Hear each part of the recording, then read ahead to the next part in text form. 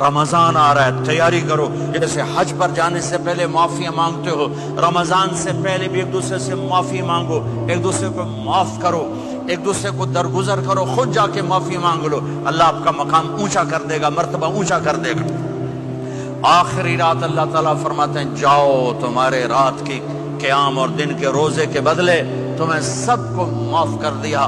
مانگو. اور ایک رات اللہ نے شب قدر بنائی جو 1000 راتوں کے برابر کر دی. وہ آج آپ کی تو راتیں بڑی چھوٹی ہیں، 5 راتیں جاگ لو، 3 گھنٹے دی بھی نہیں رات ہوں گی تو 5 راتیں جاگ لو، 21 23 25 27 29 ان میں سے ایک رات ضرور شب قدر ہوگی. ایک رات کا جاگنا 80 سال کی عبادت سے بڑھیا ہو جائے گا. صرف ایک رات کا جاگنا، ایک رات کا جاگنا. ایک شرط ہے، دل میں بغض نہ ہو، نفرت نہ ہو، حقارت نہ ہو. کسی مسلمان کو حقیر نہ جانو، بلکہ کسی انسان کو حقیر نہ جانو، تو آپ کی بندگی اللہ کی بارگاہ میں پہنچ کر آپ کے مقام کو اونچا کر دیں گی. تو عبادات میں ایک نماز ہے، پھر ایک روزہ ہے، پھر زکوٰۃ اور حج مالدار لوگوں کا فریضہ ہے، غریبوں کا نہیں ہے، متوسط طبقے کا نہیں ہے. تو عبادات کا جو نصاب ہے بڑا مختصر ہے. 5 نمازوں پہ کتنا وقت لگتا ہے؟ روزے سال کے بعد آتے ہیں، گنجائش ہے، بیمار ہو بعد میں رکھ لو، مریض ہو بعد میں رکھ لو. زکوٰۃ سارے سال میں کسی وقت دے دو، حج زندگی میں کب کسی وقت کر لو. یہ ایک چھوٹا سا نصاب ہے. دوسرا میرے نبی کی زندگی کا پہلو جسے میں ہائی لائٹ کرنا چاہتا ہوں، جو نمایاں ہے، جو روشن ہے، وہ میرے نبی کی زندگی ہے، وہ میرے نبی کے اخلاق ہیں، وہ میرے نبی کا درگزر ہے، میرے نبی کا پیغام محبت ہے. میرے نبی نے فرمایا اسلام کا سب سے مضبوط عمل کیا ہے؟ ایو اور الاسلام اوثق. صحابہ نے کہا الصلاۃ، نماز. آپ نے کہا نہیں. جہاد. آپ نے کہا نہیں. روزہ. آپ نے کہا نہیں. حج. آپ نے کہا نہیں. اسلام کا سب سے مضبوط عمل کیا ہے؟ صحابہ. نماز. جی نہیں. جہاد نہیں. روزہ نہیں. حج نہیں. اچھا یا رسول اللہ پھر کیا ہے؟ سنو غور سے، توجہ سے. میرے نبی نے فرمایا اسلام کا سب سے مضبوط عمل آپس میں محبت کرنا ہے. اللہ کے لیے محبت کرنا ہے، اللہ کے لیے محبت کرنا ہے، اللہ کے لیے محبت کرنا ہے. اسلام پیغام محبت ہے. میرے نبی کی زندگی محبت کی پوری تصویر ہے. کسی سے نفرت نہیں، بغض اللہ کے لیے، محبت اللہ کے لیے. یہ اسلام کا سب سے مضبوط عمل ہے.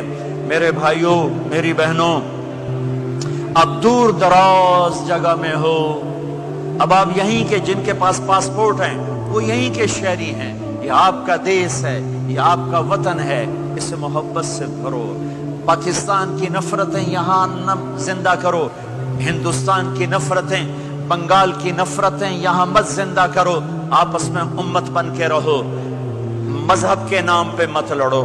یورپ میں یہ آگ لگی ہوئی ہے. میں بہت عرصے کے بعد آیا ہوں، مجھے نہیں پتا کہ یہاں مذہبی نفرت ہے یا نہیں ہے، لیکن چونکہ یورپ میں بہت دفعہ جانا ہوتا ہے، ہر سال ہوتا ہے، وہاں یہ جھگڑے، نفرتیں، ہماری مسجد تمہاری مسجد، ان کے پیچھے نماز نہیں، ان کے پیچھے نماز نہیں، یہ تو مسلمان ہی نہیں، یہ تو گستاخ رسول ہیں، یہ وہابی ہیں، یہ کافر ہیں. دیکھو میں ہاتھ جوڑتا ہوں، امت بن کے رہو، امت بن کے رہو، مومن بن کے رہو، مسلم بن کے رہو، مومنہ بن کے رہو، مسلمہ بن کے رہو.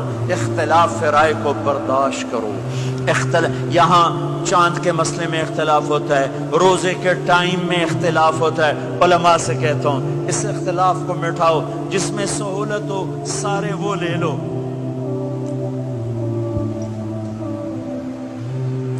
امت میں تفریق نہ پیدا کرو. یہ علماء کے سامنے ہاتھ جوڑتا ہوں. جس میں امت کو زیادہ سہولت ہو، ما خیر بین امرین الا اختار ایسرہما. 2 کام جب میرے نبی کے سامنے ہوتے تھے، جو مشکل ہوتا تھا چھوڑ دیتے تھے، جو آسان ہوتا تھا لے لیتے تھے.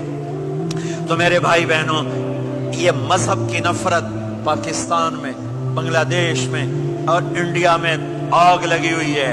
امت بن کے رہو، امت بن کے رہو.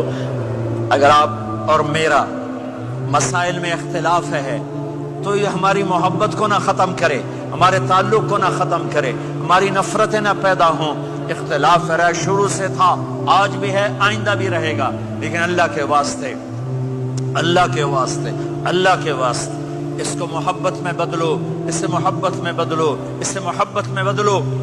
اختلاف رائے کو برداشت کرو، مذہب کے نام کی نفرت کو ہوا نہ دو، ہوا نہ دو، اس کو ٹھنڈا کرو، اس پر پانی ڈالو، اسے بھڑکاؤ نہیں، اس پر پانی ڈالو۔